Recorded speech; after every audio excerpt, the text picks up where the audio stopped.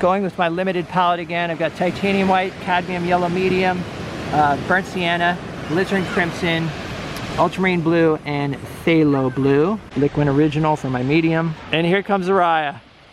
Better late than never. Yeah,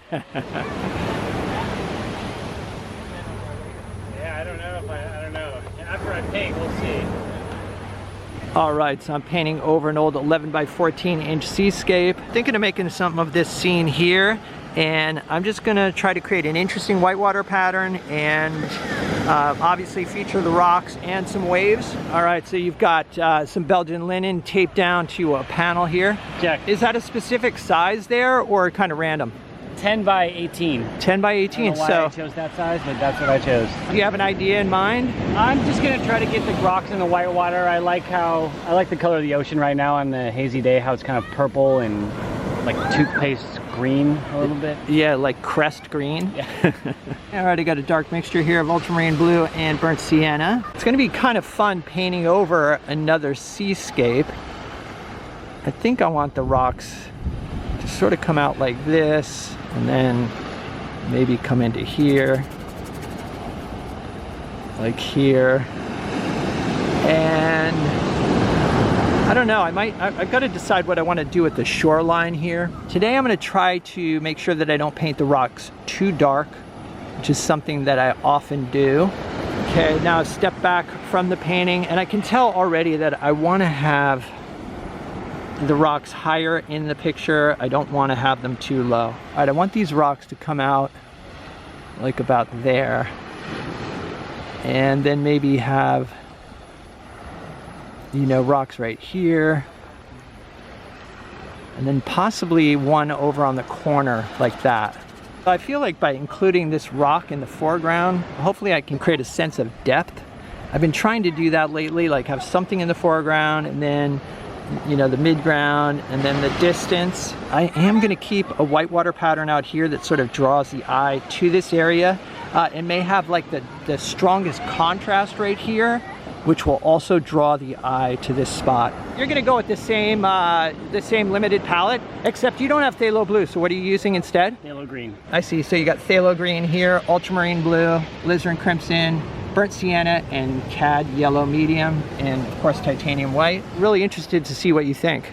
Yeah, I don't know what to expect. How many colors do you usually use? I usually use quite a bit. I usually use like probably 12 or 13. Okay, yeah, so this will be a really good test to see if you can actually, you know, get it done with fewer colors. I was really surprised. So I think it's good. There's a wide array of colors. Yeah. Here, so I think it'll do the trick, but we'll see. we'll see. All right, so here is the composition. I actually like this leftover wave from the previous painting because this dark portion here helps to balance out all this, you know, all these dark masses to the right. All right, so I'm squinting at the rocks and I'm just looking for the darkest, you know, the darkest portions of the rocks. And I'm using a number 8 natural bristle flat. I'm gonna try to use this brush for the whole painting if possible. And out here, I might have, you know, the rocks be a little bit broken up. Having little shapes out here will also draw the eye to this area. I think I want this rock to come out just a little bit further. All right, so my palette is a mid-tone gray. I'm going slightly darker than mid-tone, just mixing up sort of a gray-green here, using some of the leftover dark, some titanium white and cadmium yellow medium. And when I'm painting over an old panel, the paint application process is a little bit different. I don't really scrub in the way I do when, you know, I'm working on a new canvas or a new panel. I just go straight into more intentional brush strokes, just load the brush, make the stroke, and I kind of try to leave some of the leftover, you know, bits of the old painting showing through. All right, so the rock behind it is a little bit darker. So I've got a mixture of ultramarine blue, cadmium yellow medium, alizarin crimson, and burnt sienna. And this dark color will also sort of define the rock in the foreground. I actually do have a lot of leeway when painting rocks like this. You know, you don't have to get the colors exactly right. It's more about values, just making sure that I don't break up the rock pattern with values that are too light. But I am going to start looking for delicate shifts in, value and temperature once I've got the whole thing sort of blocked in. I'm trying to add color in here, but I don't want the value to be too light. And there's some light along the top of this rock here.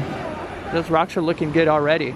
Ah, thanks. They're a little bright, but I figured better too bright than too dull at first. Okay, I've got titanium white and ultramarine blue. The rocks have bits of sky reflection on them, especially along the top.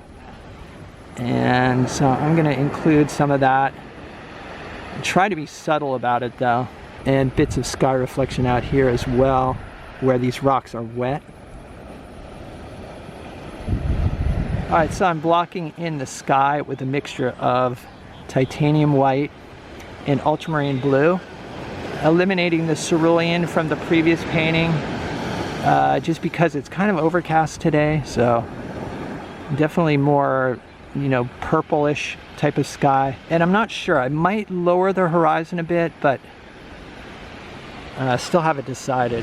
And there are some clouds out there that I might suggest just by adding some titanium white to just mix it right onto the panel to create some clouds. All right, let's see what this looks like.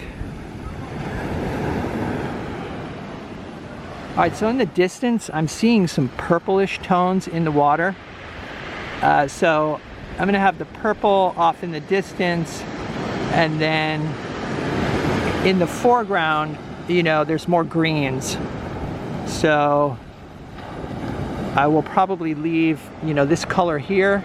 I think I like this, white water or this active water in the foreground, so I was gonna put the shoreline right here, but I think I'm gonna remove that actually, that line, and just keep water, just like moving water in here. So you're liking the palette? I'm liking it. Are you finding any limitations at all so far? No, I thought I missed cad yellow light or pale, but not really. It's going to be interesting to see, what you can mix for your, the colors in the water. But I think with that phthalo green, it should be no problem. Mm-hmm. All right, so I've got pure titanium white here, and I'm going to suggest a few clouds and just kind of blending right into the, the paint below, trying to keep the brush strokes sort of random and not too careful. I just reloaded the brush for maybe a few little bright spots here and there. All right, so I'm lightening up the water out here in the distance. I do want to keep some of those purple tones in there. So I was liking how the purple tones were playing against these blue greens in the foreground. All right, so I'm taking a second look at these clouds I put in, and they just seem a little too careful. I'm gonna try to make these kind of bolder, maybe. And as I mentioned before, make my decisions about whether they're working or not from like about 10 feet away. And the area along the horizon is more of an ultramarine, but again, want to kind of apply these brush strokes with some vigor as well, because I really like, the active brushwork here, and I want there to be consistency. And I'm seeing little bits of blue-green out here, so I'm going to add some more, maybe a few suggestions of white water around these rocks. And then kind of carve away around these little dark reflections. All right, so I feel like the top of this wave is a little too straight, and I've also got this dark spot here that I want to eliminate. So kind of maybe push this up a little bit. I feel like I want to soften this edge maybe with my finger. All right, so I know I want white water in here. And it could actually help to lead the eye back, and it could also help to define the top of this wave right here. All right, I feel like I want to link this light shape to this here, and I'm not going to overthink it.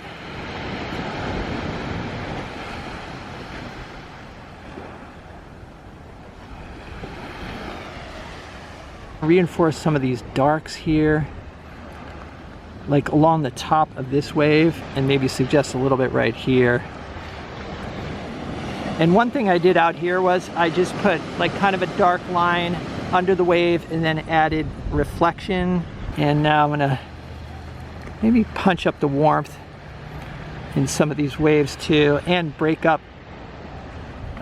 you know, this dark line on the top. And I'm still trying to look at the big shapes, in other words the shapes of the rocks, and then the whitewater shape compared to the dark water. I feel like I want to add a few lines in these rocks here and maybe darken up the base a little bit. All right, mixed up a yellow ochre color here using burnt sienna, cadmium yellow medium, titanium white, and a touch of ultramarine blue, adding warmer accents to the rocks. All right, I've got an alizarin mixture here. I'm not even sure what's in it, just adding little bits of red in the rocks. And I don't want to overdo this.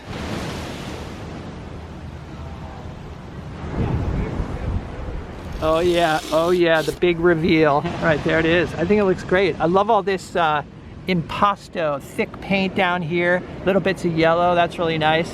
Any struggles with those colors or no? None. And you have like plenty of saturation? It actually made it easier to vary the colors. Sometimes I don't, I like to vary the colors, but in a tighter value pattern and color pattern, and I find it easier to do that. Okay, so I think I'm gonna leave it here. All right, so I hope you guys enjoyed this video. Let me know what you think in the comments. If you'd like to see some extra videos and help support the channel, there's a Patreon link down below. It's the Patreon support that helps keep me making these videos, and it's much appreciated. So like I said, link below, check it out. Other than that, stay creative, and I'll see you guys in the next video.